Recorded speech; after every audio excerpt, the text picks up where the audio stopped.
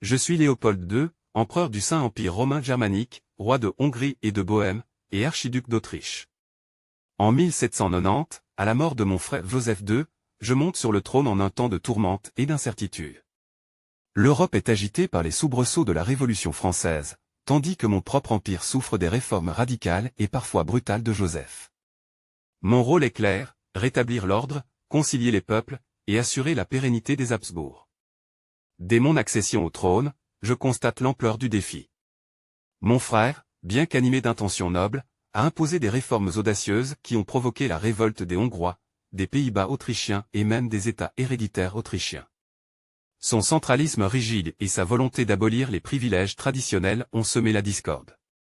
Je ne peux permettre à l'Empire de sombrer dans l'anarchie. Ma première tâche est de rétablir la paix. Je réinstaure les anciennes coutumes et j'accorde aux Hongrois leur liberté traditionnelle, obtenant ainsi leur loyauté. En Belgique, où la révolte gronde, je préfère la diplomatie à la répression, je négocie et réintègre prudemment les provinces rebelles sous l'autorité impériale. Mais si je suis conciliant, je ne suis pas faible. L'ombre de la Révolution française plane sur l'Europe, et l'exécution du roi Louis XVI devient une menace directe contre l'ordre monarchique. Avec le roi de Prusse, Frédéric Guillaume II, je signe la déclaration de Pillnitz en août 1791, avertissant la France que toute atteinte à la monarchie conduirait à une intervention militaire. Mais je ne souhaite pas la guerre, je préfère la négociation à l'affrontement, conscient que mon empire a besoin de stabilité plus que de conquête. Mon règne, bien que court, est marqué par ma volonté de concilier modernisation et respect des traditions.